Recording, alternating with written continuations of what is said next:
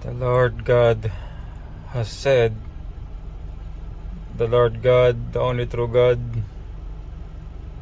the creator of heaven and earth up there, has said that, has sent the message a few moments ago. And the Lord God has said that the Lord God has said that make peace with Iran. So I'm going to translate it directly, the message from the Lord God, the Creator, the one true God, the Creator of everything, I will translate directly the message I have received few moments ago. A few minutes ago, could be around 20 minutes ago.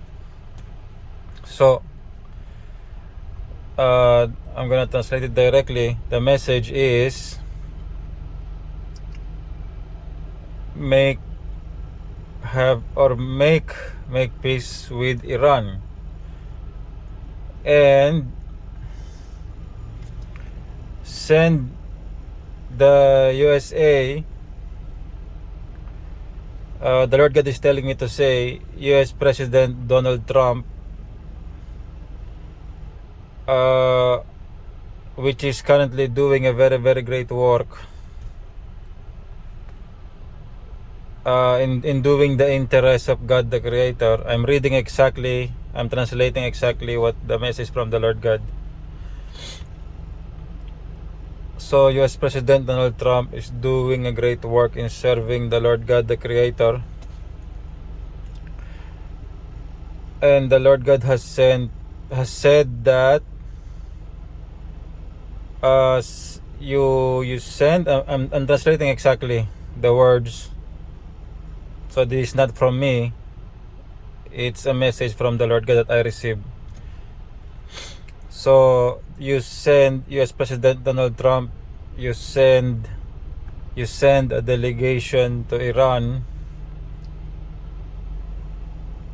to their capital city.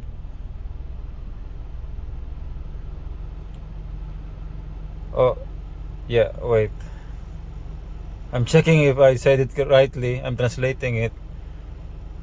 So you send the, like if I will translate it in English, it's like you send a delegation to Iran, to the place that they will choose,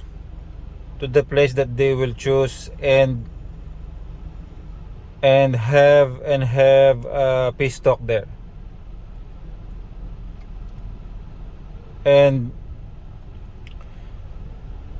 that the Lord God is saying, I will try to translate it in English, because the message I receive is a direct brain message, and it's information and data, and I will need to translate it in English. As you know, the Lord God, the Creator, is the Creator, and He's the one who created all the languages in the universe, and He's sending to me messages in a direct brain language, and I need to translate it in English. So yeah, so I'm gonna translate further.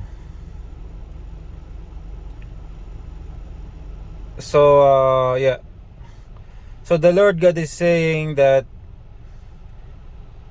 so you send a peace delegation to Iran, to the place where they will choose, where the meeting should happen. So the US delegation will meet there with the Iranian leaders, and the Lord God is saying, do not demand anything. Do not demand anything from Iran. You will just go there, the US delegation will just go there and meet with them, and just just the message is from the Lord God. Just listen to them, whatever they will say. Listen to Iran, whatever they will say. But the US delegation will not demand anything. Will not demand anything. You will just go there for peace, for a talk, for a peace. Not demanding anything, but just listening to them, whatever they want to say. Whatever they want to say to the US delegation. And the Lord God is saying it will just be like it will like the message is like it will just be a good moment. It will be just be like a nice lunch, a nice gathering, and it will just be like easy. It's like an easy, peaceful talk. That's if I will translate it in English, that's the message. That's the closest I can translate it. It's like an easy, nice going lunch or a talk, and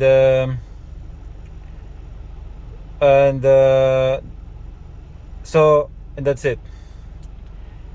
No demanding anything. Just listen to what the leaders of Iran will say. So and so this is the message from the Lord God I received just few minutes ago, and I need to record this video and send it. And I don't know if I need to because I don't know if I need to explain further. Wait, I will check if God will allow me, if the Lord God will allow me. Yeah, because because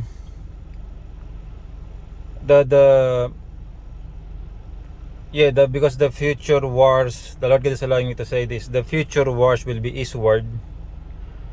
Not what I mean eastward from the Islamic nations, eastward from the Islamic armies. So the war is not here in the Middle East. It is further eastward, where the people are worshiping idols, worshiping wood and stone, and other things, and animals and stars. They are worshiping. They are doing this wrong, all this wrong tradition, all this wrong teaching and ideology, which is against the law of God the Creator. So the war is towards the east of the Middle East, not on the Middle East itself. So that's why this is the message from the Lord God. And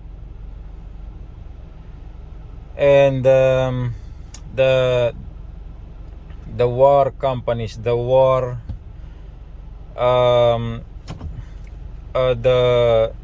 those who are building war machines of the USA and the West and APAC, do not worry, because very big war is coming. So do not worry about the sales. I'm trying to be careful with my words. Do not worry about the profit or the sales of weapons. You do not need to worry about this, because there is a very, very big war coming. Very big war. So you do not need to worry about these things. And all your war equipment, whatever you build for the United States and for her allies, for NATO and for APAC and for Israel, all will be used. So you do not need to be pressured right now. What you must do I'm checking. The Lord God is telling me, allowing me to say, what you must do is increase production. Increase production of everything that is needed for war. Increase the production, because a very big war is coming. But the Lord God is uniting His armies. I will check if I can say, yeah. So the Lord God is allowing me to say He is uniting His armies so that the things written in the Holy Bible, in the book of Revelation, will be fulfilled. There will be a very big war, and this war is about discipline. This war is about discipline and cleansing the earth, removing the idol worship, removing the homosexuality, removing all the wrong beliefs and tradition, removing all these bad things, and removing all the bad people that are influencing others to do the wrong things. So this is about discipline. This is about preparing the world and all the nations for the coming kingdom of God, which I am directly saying the message from the Lord God the Creator and the message from His Son Lord Jesus Christ, which is a very, very big spacecraft that will touch down here. And I will check if I can say the location where it will touch down. I already know where it is, but I will check if I can reveal it. Yeah, so from the information that the Lord God has told to me directly to my brain, the information coming from the Lord God, the giant spacecraft that our Lord Jesus Christ will come down with, along with the small spacecraft like size of the cars, which are they are a bit rounded, and they're very, very different material. They are not materials from Earth. They're made from a different material and structure and different parts not seen here on Earth. It's a very different one, very different, higher, very high technology. They will touch down here.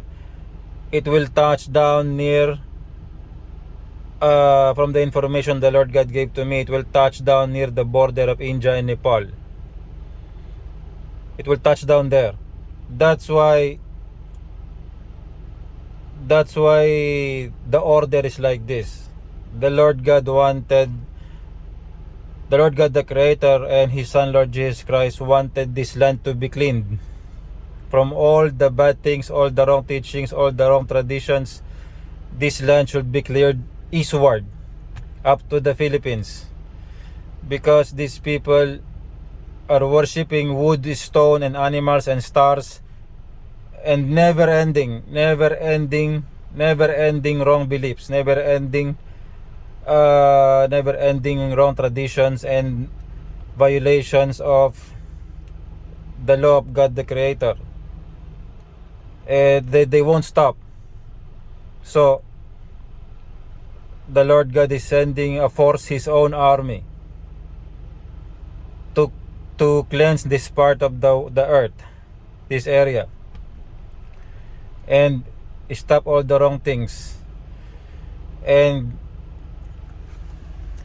I'm just tapping my light here, my tablet.